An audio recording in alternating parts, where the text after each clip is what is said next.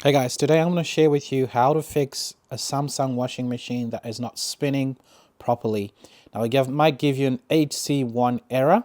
This has to do with all Samsung washing machines, most Samsung washing machines with this digital inverter technology.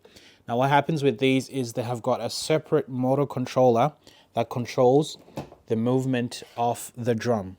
First thing you're going to need to do is test and make sure this is spinning properly, freely, that it's not seized. And if that is spinning properly and it's not seized, then that means that it's got something to do with the motor controller. And also check to make sure that there's no water in here, because of course if there's water in here, this thing is not going to spin. We're going to have a look in our filter here. You're going to need to open it up and twist this anti-clockwise. That's your filter. Most of these are located on the lower right hand corner or lower right left hand corner of your washer. You want to make sure that there's nothing there clogging it up, preventing it from draining the water so that it can spin. We're going to need to work safe, so we're going to turn off the power and we're going to unplug the washer from the wall. At the back of your washer, you'll find there'll be a sticker that has your model number and the serial number. You'll need these when you'll be ordering the new PCB, inverter PCB. Make sure you take a picture because that will help you when you call up Samsung or your parts retailer. Give them that model number and that serial number and say you're after the inverter PCB. You'll also find that there is a cover at the back. This cover is what covers the motor and all the other parts in the back. You can take it off by taking off these two screws. There's one here and another one here. Depending on your model, some might have 4 screws or whatever, but do whatever you can to just take off those screws and be able to access the board which is in there. So the board is over here. To access it, you need to remove this panel. This slides out. Normally you have to sort of push it up and push the back out a bit first and then slide this down. You'll figure it out. The main board and the inverter PCB are located here. We'll be working down here. We'll be taking off these 2 screws to access the board.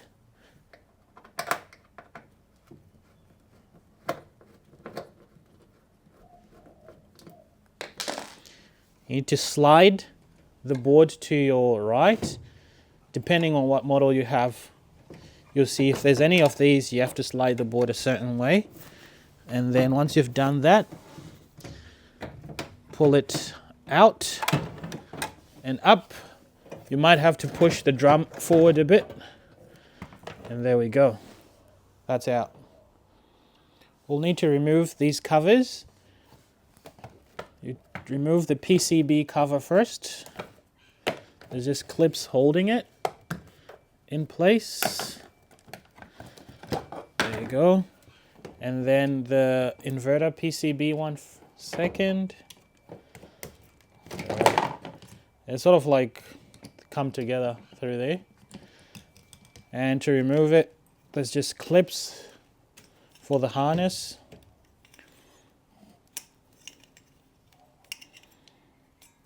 And that's out. Swap in the new one, and to put it back, it's the reverse of what we just did.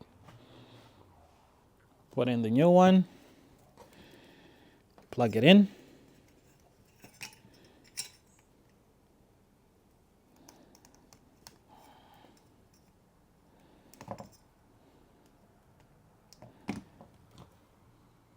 We just plug it back into power. We'll turn it on. Check to make sure everything's working. Just put it on the spin setting on yours. Usually with Samsung, if you want to just get the spin only cycle, you can put it on a rinse and spin cycle if it doesn't have a separate spin cycle. And then you remove the rinse, so no rinse. And then you just press start.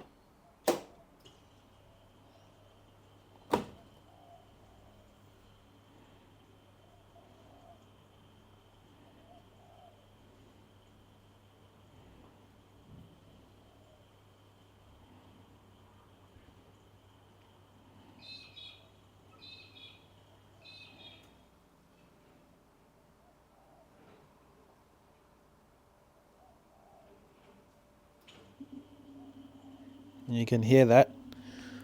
I can hear it. I'm not sure if you can see that. Ooh. You can vaguely see it in there. It's spinning now. So that's fixed it for me, eh? 8C1 error, that's how you fix it. New PCB inverter. New inverter PCB. Yeah, that's spinning now.